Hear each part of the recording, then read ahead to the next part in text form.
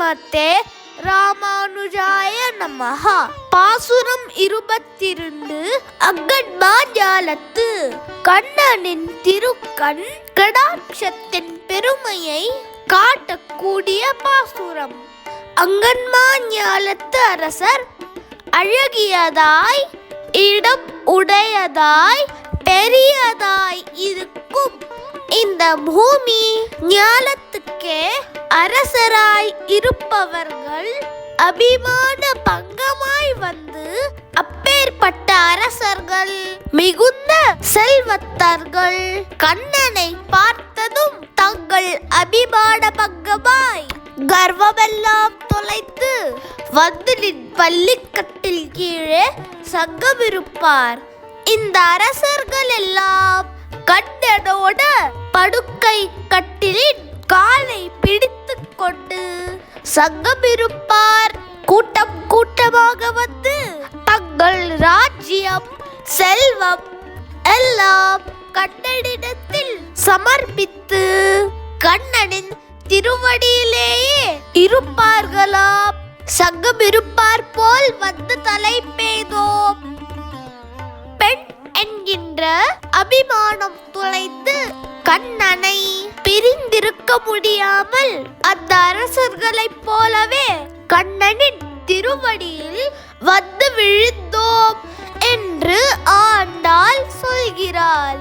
கிங்கினி வாய் செய்த ஒரு கிளிகிளிப்பு மணியின் சிறிய துவாரம் வாயை போலே கொஞ்சமா கண்ண திறக்கணும்னு ஆண்டாள் சொல்றா.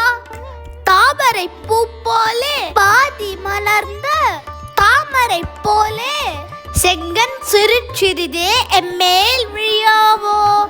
கொஞ்சம் கொஞ்சமா மெதுவாக கண்ணை திறந்து உன் கருணை பார்வையை எங்கள் மீது செலுத்த மாட்டாயா? திங்களும் ஆதித்யனும் எழுந்தார் போல் சூரியன் வந்தால் வெளிச்சம் வரும். அறிவின்மை என்ற இருள் போகும். சந்திரன் குளிர்ச்சியும் மகிழ்ச்சியையும் கொடுப்பவர். அதனால் ஆதித்யன் சூரியனும் திங்கள் சந்திரனும் உதிப்பதைப் போலே அங்கனிரண்டும் கொண்டு எங்கள் மேல் நோக்குதியேல். உன்னோட அழகிய 2 கண்களாலும் நீ எங்களை அனுக்கிரகிக்க வேண்டும். அப்படி அனுக்கிரகித்தால் எங்கள் மேல் சாபம் இழிந்தேலோர் எம்பாவாய். கண்ணனை பிரிந்து நாங்கள் துன்பப்படுகிறோமே, அந்த சாபம் எல்லாம் உன் திருக்கண் கடாட்சத்தால் விலக வேண்டும் என்று ஆண்டாள் சொல்கிறாள்.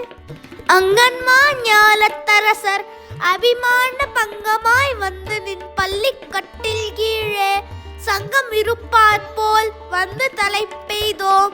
கிங்கினி வாய் செய்த தாமரை பூ போலே செங்கன் சிறிதே எம்மேல் விழியாவோ. திங்களும் ஆதித்யனும் எழுந்தார் போல் அங்கனிரண்டும் கொண்டு எங்கள் மேல் நோக்குதியேல்.